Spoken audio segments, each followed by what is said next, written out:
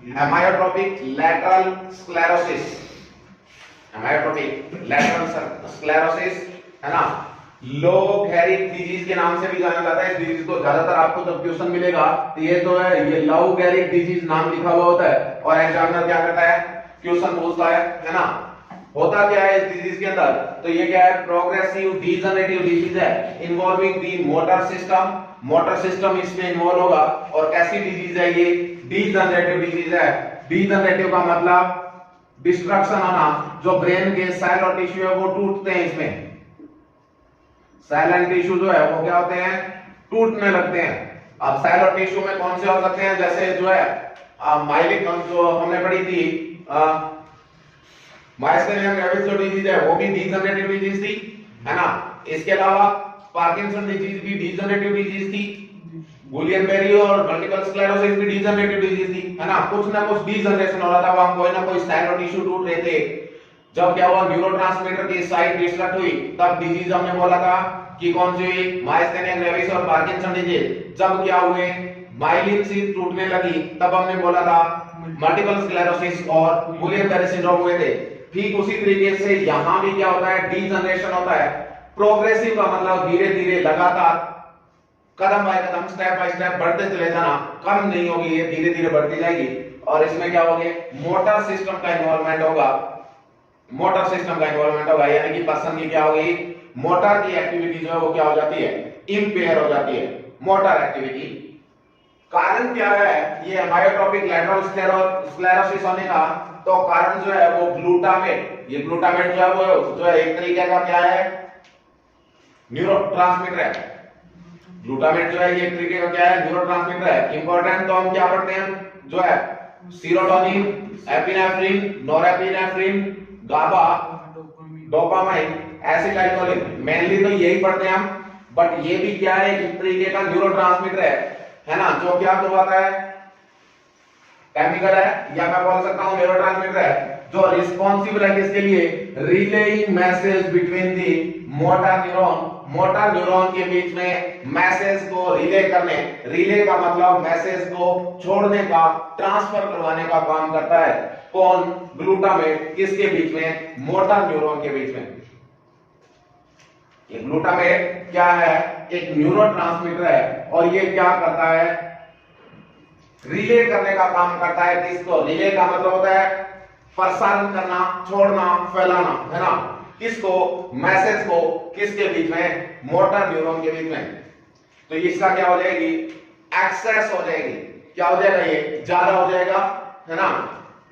इसके अलावा the disease progress, muscle weakness and atrophy develop until A flaccid tetraplegia develop. और ये disease फिर क्या हो जाएगी, धीरे धीरे प्रोग्रेस करती हुई मसल वीकनेस की तरफ चली जाएगी। किसकी तरफ, मसल वीकनेस करेगी, और मसल वीकनेस से क्या हो जाएगी, एट्रोफी हो जाएगी मसल्स की। एट्रोफी का मतलब श्रिंक हो जाना सेल का, है ना। साइज और सेल जो है वो सेल की जो साइज और सेल होती है वो क्या हो जाते हैं, डिस्ट्रक्ट हो जाते हैं, सेल जो है वो श्रिंक हो जाती है, टूट जाती है सेल, है ना, टूटने लगती है।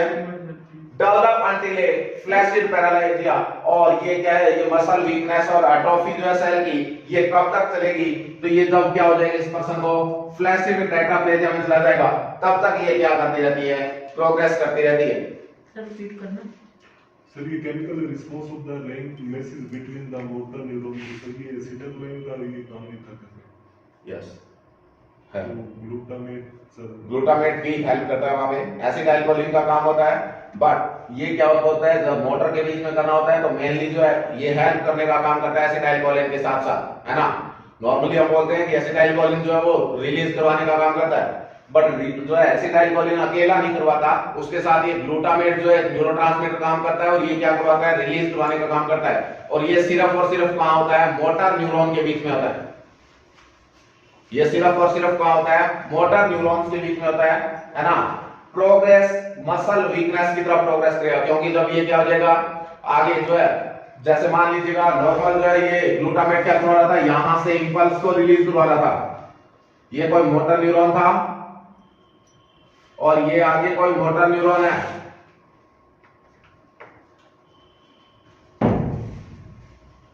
ये दो मोटर न्यूरॉन है और ये दोनों मोटर न्यूरॉन जो है ये क्या है, इनके बीच में क्या होना है, इंपल्स का ट्रांसमिशन होना है। तो मान लीजिएगा ये जो ग्लूटामेट है और एसिटाइलकोलिन जब ये दोनों नॉर्मल लेवल पे थे तो क्या था, यहां जो है इंपल्स जो है वो लगभग 100 की स्पीड से जो है पर सेकंड जा रही थी। सपोज कीजिएगा 100 की स्पीड से निकल रही थी ये इंपल्स और दूसरे न्यूरॉन को जा रही थी। अब क्या होगा, अब जब ये ग्लूटामेट बढ़ेगा तो एक तो एसिटाइलकोलिन का लेवल कम हो जाएगा, ठीक है।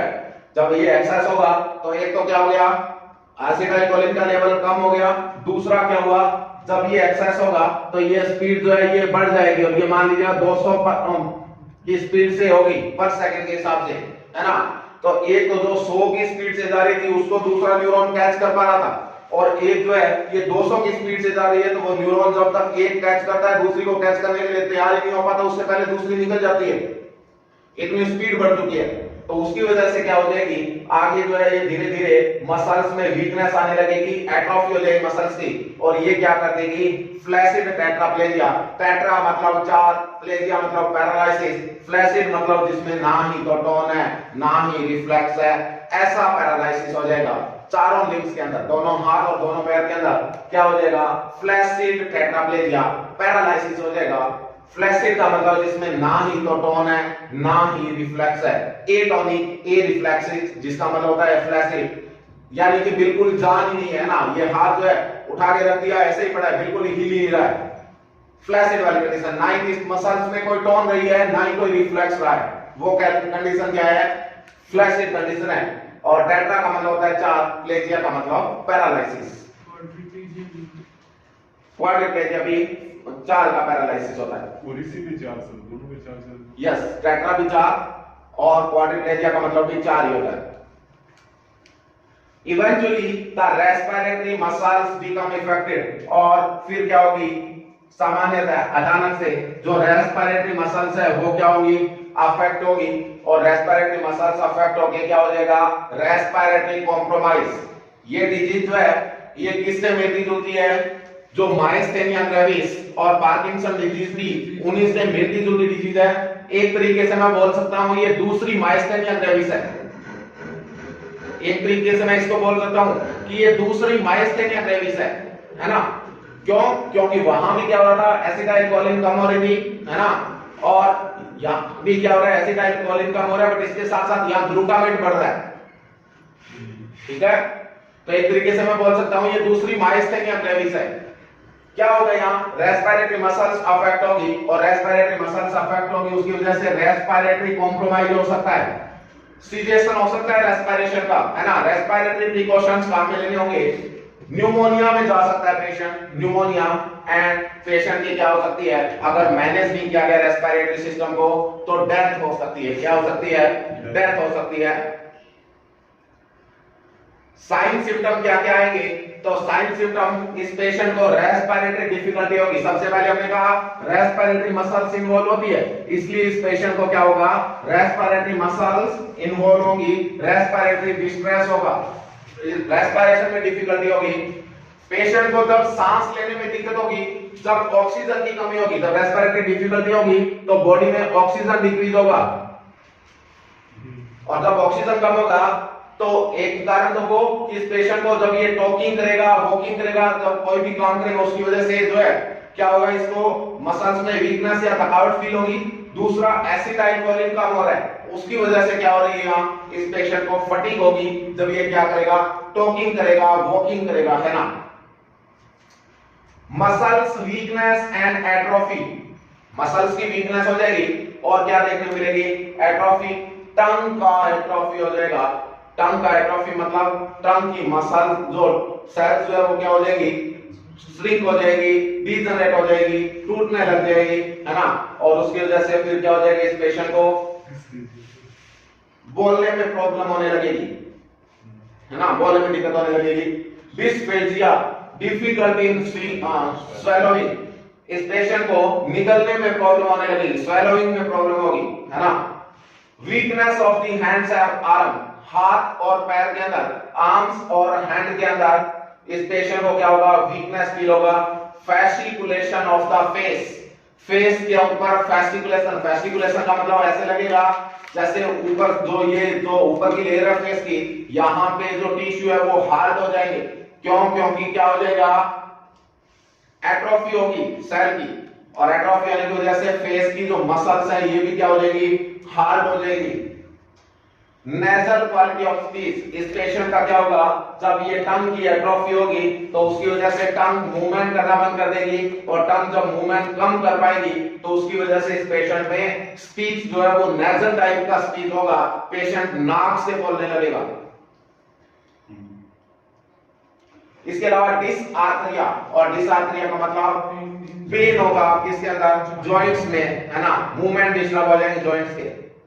तो इंटरवेंशन क्या क्या करे, नर्स क्या क्या इंटरवेंशन लेगी, तो केयर क्या करना है, हमें डायरेक्ट जो है ट्रीटमेंट ऑफ सिम्टम करना है। अगर ट्रीटमेंट की बात करें तो सिम्टोमेटिक ट्रीटमेंट होगा इस पेशेंट का, रेस्पिरेटरी स्टेटस को मैनेज करके रखना है, क्योंकि सांस है तो आस है, इसलिए रेस्पिरेशन सबसे इंपॉर्टेंट चीज है, मॉनिटर करना है रेस्पिरेटरी स्टेटस को। और इसके अलावा एस्पायरेशन से प्रिवेंट करना है, एस्पायरेशन से प्रिवेंट करना है, क्योंकि टंग्स की एट्रोफी होगी तो गैग रिफ्लेक्स जो है वो अफेक्ट हो सकता है ना, तो उस वजह से क्या होगा, एस्पिरेशन से प्रिवेंट करना है इस पेशेंट को, रेस्पिरेटरी स्टेटस को मॉनिटर करते रहना है, रेस्पिरेटरी ट्रीटमेंट देने हैं, पेशेंट के बेड साइड जो है वो वेंटिलेटर, ऑक्सीजन इक्विपमेंट तैयार रहना चाहिए, इंक्यूबेशन ट्रे जो पेशेंट के बेड साइड होनी चाहिए, कभी भी जरूरत पड़ सकता है इस पेशेंट को इंक्यूबेट भी करना पड़ सकता है। इमोबिलिटी के कॉम्प्लिकेशन हो सकते हैं, और क्या क्या कॉम्प्लिकेशन होंगे इमोबिलिटी के, तो जब पेशेंट मोबिलाइज नहीं होगा तो मोबिलाइज की वजह से डीवीटी हो सकता है उस पेशेंट को, डीप वेन थ्रोम्बोसिस। इसके अलावा कैल्शियम का डिपोजिशन वगैरह होने की वजह से उस पेशेंट में रीनल स्टोन हो सकता है, पेशेंट ओबेस टाइप का हो सकता है ना। ये सारी कंडीशन जो है क्या होती है, इमोबिलिटी के कॉम्प्लिकेशन होते हैं। तो डीवीटी जो है वो सबसे खराब बात है, तो क्या करें हम, इंपॉर्टेंटली बात तो ये है कि डीवीटी से प्रिवेंट करें इस पेशेंट को, है ना, डीवीटी से प्रिवेंट करना होता है। नी के नीचे जो हमारा ये जो पॉप्लिटियल फोसा जो होता है, इसके नीचे कोई भी पॉप्लिटियल फोसा के अंदर कोई भी स्पोर्टिव डिवाइस या कुछ नहीं लगाना होता है, क्योंकि अगर नी को रेस्ट करवाया तो उसकी वजह से जो है वहां से क्लोट वगैरह मूव हो सकता है ना, क्लोट बन सकते हैं। पैर की एक्सरसाइज करवाते रहना होता है, बोलना होता है पेशेंट को थोड़े पैर के मूवमेंट में, पैर चलाएगा तो वो जो वीनस रिटर्न है वो वापस क्या हो जाएगा, हार्ट की तरफ आएगा, जिससे क्या होता है डीवीटी होने के चांस कम होंगे। और एडवांस डायरेक्टिव एप्रोप्रिएट, जो उसके लिए एड्रेस एडवांस डायरेक्टिव, यानी कि उसके लिए जो और जो भी केयर की जरूरत पड़े हमें आगे से आगे, वो केयर उसे क्या करनी होती है, प्रोवाइड करानी होती है, जो उसके लिए क्या हो, संभव क्या हो, उसके लिए सही हो, है ना। एंड क्लाइंट को क्या करना होता है, विद फैमिली साइकोलॉजिकल सपोर्ट देना होता है, साइकोलॉजिकल सपोर्ट देनी होती है उस पेशेंट को। ये सारी की सारी बातें थी एमायोट्रोपिक लैटरल स्क्लेरोसिस से रिलेटेड। लिखने वाला बड़ा सा चीज बताना। हाँ जी।